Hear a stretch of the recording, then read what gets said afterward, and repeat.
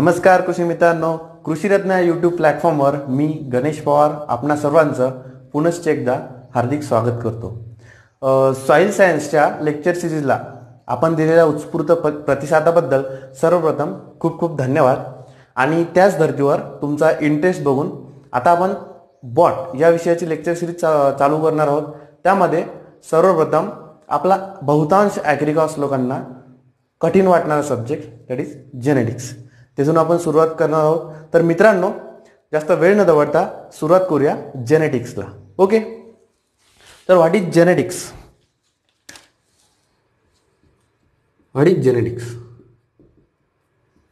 Genetics, it is the branch of biology which deals with the study of heredity and variation. Okay, the branch of biology which deals with the study of heredity and variation. Okay, the term genetics was coined by William Batson. The term genetics was coined by William Batson in 1906. हा सुद्धा एक object आहे। तर बघा, genetics म्हणजे काय? तर it is a branch of biology which deals with the study of heredity आणि व्हेरिएशन। मग आता हेरिडिटी आणि व्हेरिएशन म्हणजे काय? तर heredity is transfer of character from one generation to the next generation. Okay, transfer of characters from one generation to the next generation, किंवा transfer of characters और traits from parents to their offsprings. Okay, त्यानंतर variation. आता variation म्हणजे काय? तर differences which seen among the traits is called as variation. Okay, the differences which seen among the traits is called as variation. जसे की tall height, dwarf height, okay, त्याच्यानंतर albino colour, त्याच्यानंतर somewhat down colour, याच्या प्रकारचे skin colour असतात, त्याच्यामध्ये variations आढळतात। हाईटमध्ये variations आढळून येतात। ओके, तर याच्यामध्ये क्रॉपच्या बाबतीत घ्यायचं झाल्यास तर पॉडची साईज, त्याच्यानंतर सीडची साईज, याच्यामध्ये वेगवेगळ्या प्रकारचे व्हेरिएशन्स आढळून येतात। That is nothing but the variation. So this heredity and variation are studied under the biological branch that is genetics. Okay, आता आपण जेनेटिक्सच्या काही बेसिक कन्सेप्ट किंवा डेफिनेशन ज्या आपल्याला जेनेटिक्स शिकताना खूप वारंवार येणार आहे, किंबहुना त्याचाच आपल्याला अभ्यास करायचा आहे, त्या बघूयात। पहिली डेफिनेशन आहे कॅरेक्टर। ठीक आहे, कॅरेक्टर म्हणजे काय? It is the feature of an organism. Okay, character it is the feature of an organism. आता फीचर म्हणजे काय? For example height of a plant, हे एक फीचर आहे, बरोबर? So the character is feature of the plant.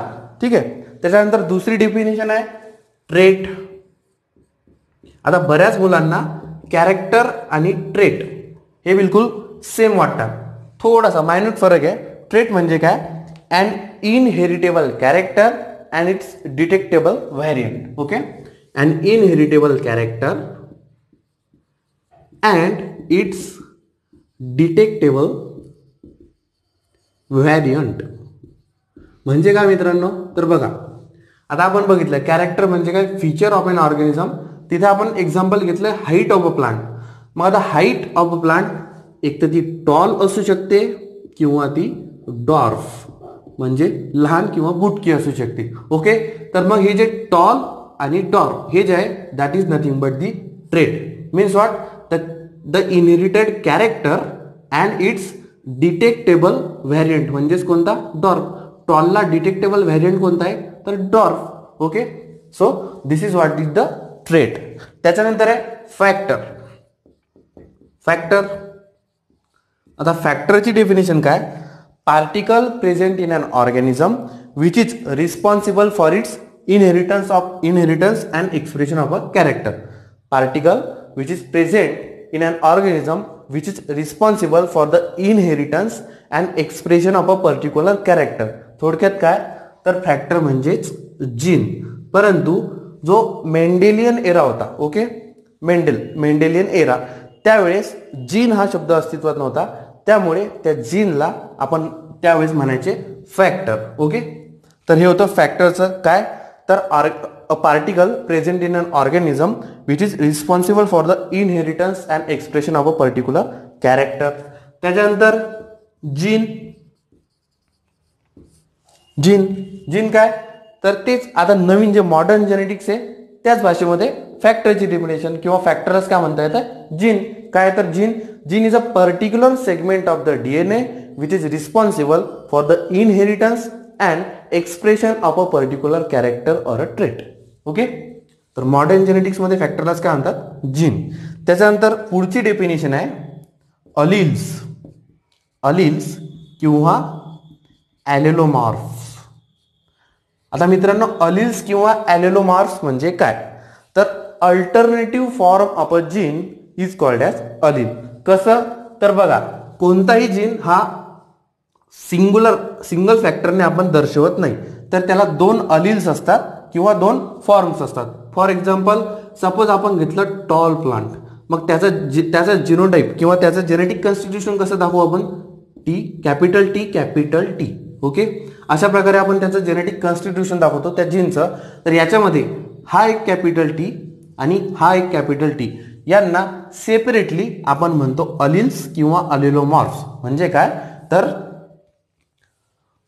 To or more alternative forms of a gene. म्हणजे capital T, small T हा सुद्धा एक जीन आहे which represent dwarf height. Okay, and this capital T represent tall height. So the alternative form of a gene is called as alleles or allelomorphs.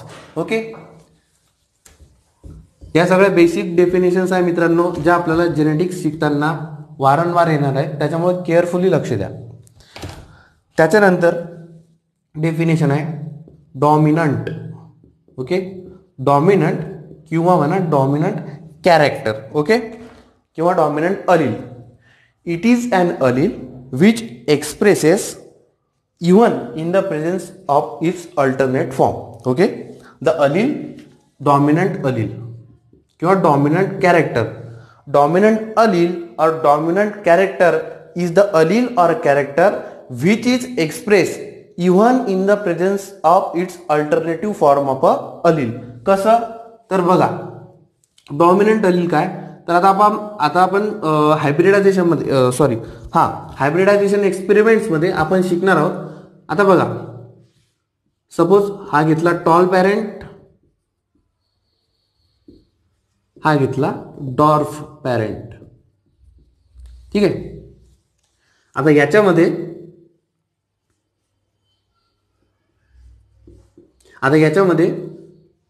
याचे gametes पाडले, capital T, small T. ठीक आहे, आता याचं केलं crossing. Okay, crossing केल्यावर काय मिळते, तर F1 जनरेशन मिळते. ओके, तर F1 जनरेशन कसं मिळेल बघा, हा कॅपिटल टी याच्यासोबत स्मॉल टी सोबत होऊन कॅपिटल टी स्मॉल टी.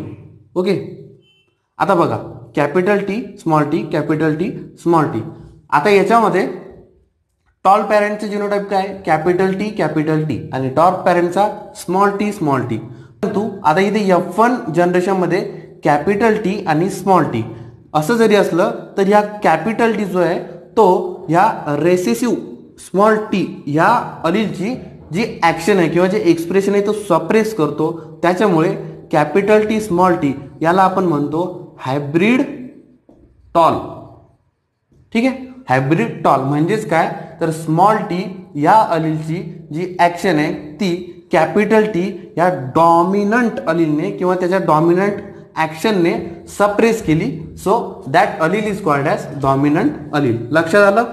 याच प्रकारे रेसेसिव्ह अलील म्हणजे काय, the allele which can't express itself in the presence of another dominant allele. म्हणजेच काय, आता हेच example, capital T small T phenotype काय दर्शवतो, हायब्रिड टॉल. परंतु हा जो स्मॉल टी आहे हा त्याची जी ऍक्शन आहे किंवा त्याचं जे एक्सप्रेशन आहे ते कॅपिटल टी ह्या डॉमिनंट जीनमुळे एक्सप्रेस करू शकला का, तर नाही. त्याच्यामुळे this small T it is called as recessive allele. Okay. त्याच्यानंतर नेक्स्ट डेफिनेशन आहे फिनोटाईप. फिनोटाईप. आता फिनोटाईप म्हणजे काय तर external appearance of an organism. Okay. External appearance of an organism. Example घेऊया. बघा, height of a plant. Okay. Tall height. एखादा plant heighted आहे, tall height. So this tall height is called as phenotype, that is external appearance of an organism or a plant. तो plant आपल्याला visually कसा दिसतो, त्याचा external appearance कसं आहे, that is nothing but the phenotype. त्याच्यानंतर genotype. Genotype genetic constituent of an organism or a plant. ठीक आहे. जेनेटिक कन्स्टिट्यूशन त्याचं म्हणजे काय, आता टॉल हाईट आहे, याचं जेनेटिक कन्स्टिट्यूशन कॅपिटल टी किंवा हायब्रिड असेल तर capital T small T. So याला म्हणतात आपण genotype, that is genetic constitution of an organism or a plant. ठीक आहे. याच्यानंतर अजून काही महत्वाचे डेफिनेशन्स आहेत, त्या सुद्धा आपल्याला बघायचे आहे, जे जेनेटिक शिकताना आपल्याला वारंवार येणार आहेत. कोणती आहे? होमोझायगस. होमोझायगस. होमोझायगस कंडिशन म्हणा किंवा होमोझायगस जीन्स म्हणा. तर काय तर individual possessing similar alleles for a particular trait, that is called as homozygous condition. Okay. Individual possesses similar alleles for the particular trait. परत एक्झाम्पल घेऊया. हाईट ऑफ अ प्लांट, त्याच्यामध्ये tall height जे आहे it is represented, याचा जे pure line, pure tall जे pure tall it is represented capital T. म्हणजे काय तर दोन्ही अलील जे आहेत ते सिमिलर आहेत. Okay. So that condition is called as homozygous. त्याच्यानंतर हेटेरोझायगस. हेटेरोझायगस म्हणजे काय तर बिलकुल होमोझायगसच्या opposite, and individual possessing dissimilar alleles for the particular trait. कसं तर परत घ्या, हाईटच घ्या. टॉल हाईट पण आपण F1 हायब्रिडची घेऊ. F1 हायब्रिडची टॉल हाईट ती कशी दर्शवली? Capital T small T. ठीक आहे. मग बघा, हाईट तर टॉलच आहे, परंतु याचे जे अलिल्स आहे, एक आहे कॅपिटल टी, एक आहे स्मॉल टी. म्हणजे काय dissimilar allele. So this condition is called as heterozygous condition. त्याच्यानंतर pure line and individual are a group of individual which is homozygous or true to the type. Okay. An individual or a group of individual which is homozygous or true to the type. Definition मध्येच आहे. Pure line म्हणजे काय तर त्याचे जे genetic constitution आहे ते homozygous पाहिजे किंवा ट्रू टू द टाईप पाहिजे. ओके. त्याच्यानंतर hybrid and individual or heterozygous individual which produces any cross involving the pure parent. Okay. Individual which is heterozygous that is called as monohybrid. आपण diagrammatically थोडं लक्षात घेऊया. Monohybrid काय definition? It is a heterozygous for one trait and produce in a cross between two pure parents differing in a single pair of contrasting character. Okay. The organism which differs in a single pair of contrasting character. बघा, आता हे monohybrid ratio आपण थोडं diagrammatically किंवा graphically लक्षात घेऊया, कारण की याचे जे रेशोज आहे, मोनोहायब्रिडचे जे रेशोज आहेत, जिनोटायपिक आणि फिनोटायपिक, ते सुद्धा परीक्षेत एखाद्याच विचारला जाऊ शकते. सपोज पॅरेंटल जनरेशन या tall plant, dwarf plant. Okay. Tall suppose it is female आणि डॉर्फ इट इज मेल. ठीक आहे. याचे जिनोटाईप काय असतील मग? Capital T small T. आता याचे गॅमेट पडले, gamete capital T small T. आता याचं आपण क्रॉसिंग केलं आणि F1 जनरेशन जे घेतलं ते काय येईल मग? यांचं क्रॉस म्हणजे कॅपिटल टी स्मॉल टी, म्हणजेच काय हायब्रिड टॉल. ठीक आहे. Hybrid tall. आता ह्या मोनोहायब्रिडचा आपल्याला फिनोटायपिक आणि जिनोटायपिक रेशो बघायचा आहे. तर आता याचा आपण प्युनेट स्क्वेअर मध्ये. ओके. याचे परत आपण गॅमेट्स पाडले. गॅमेट्स काय पडतील? कॅपिटल टी आणि स्मॉल टी. ओके, आता F2 जनरेशन काढायचं आपल्याला. F2 जनरेशन काढताना याच्यामध्ये आपण प्युनेट स्क्वेअर मेथड यूज करणार आहोत. याच्यामध्ये बघा, आता हे दोन गॅमेट्स आहेत, कॅपिटल टी स्मॉल टी, हे फिमेल पॅरेंट, आणि capital T small T male parent. Checker board method मध्ये घेतले.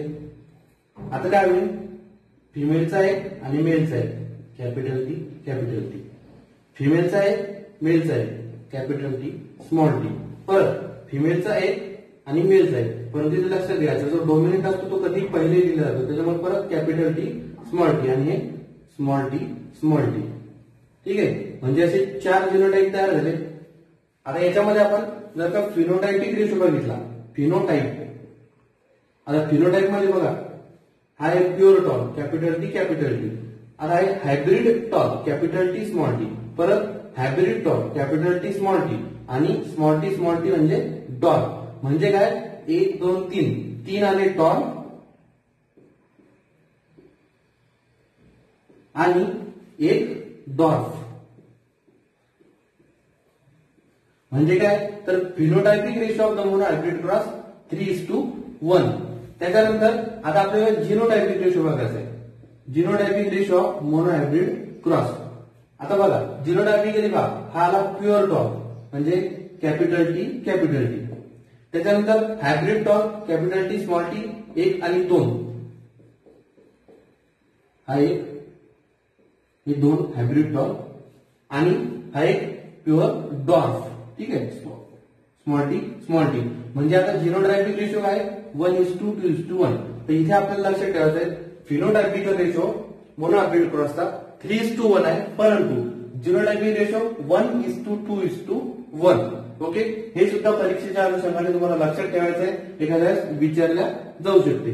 आता इन केस डायहायब्रिड मध्ये जे काय ते आपण मेंडलचे जे लॉज आहे ते शिकताना, त्याचा जो थर्ड लॉ आहे तो शिकताना आपण डायहायब्रिड रेशोचे हे सेम असंच पॅटर्न मध्ये ते बघणार आहोत. डायहायब्रिड रेशोचे रेशोज आहे फिनोटाइपिक आणि जिनोटाइपिक, ते आपण तेव्हा बघणार आहोत. तोपर्यंत हे फक्त एवढं लक्षात घ्या, फिनोटाइपिक रेशो 3:1 आणि genotypic ratio 1:2:1 in case of monohybrid. ठीक आहे, त्याच्यानंतर आहे डायहायब्रिड. डायहायब्रिड काय, it is the heterozygous for the 2 trait and produces in a cross between 2 pure parents differing in the 2 pair of contrasting character. आता ती कसं ते आपण समोर एक एक्झाम्पल घेताना बघूया. त्याच्यानंतर F1 जनरेशन. F1 जनरेशन म्हणजे काय, तर progeny produce from the cross between the parents, that is the first progeny produce from the cross between the parent, that is the F1 generation. आता F1, F stands for filial. Okay, F stands for filial. So it is called F1 generation म्हणजे first filial generation. Filial म्हणजेच काय, तर फिलियलचा अर्थ होतो सन. त्याच्यानंतर F2 generation, second generation produce by selfing of the F1 generation. हे जे काही F1 जनरेशन येते याचं सेल्फिंग करून जे नेक्स्ट जनरेशन येते दॅट इज F2 जनरेशन किंवा सेकंड फिलियल जनरेशन. त्याच्यानंतर होमोलॉगस क्रोमोझोम. आता होमोलॉगस क्रोमोझोम म्हणजे काय, the morphologically and structurally similar chromosome present in the diploid cell, that is called as homologous chromosome. तसंच heterologous chromosome, the morphologically and structurally dissimilar chromosome, that is called as heterologous chromosome. तर ह्या सर्व होत्या वेगवेगळ्या definitions ज्या आपल्याला पुढे जेनेटिक्सचा अभ्यास करताना वारंवार येणार आहे. Okay, thank you.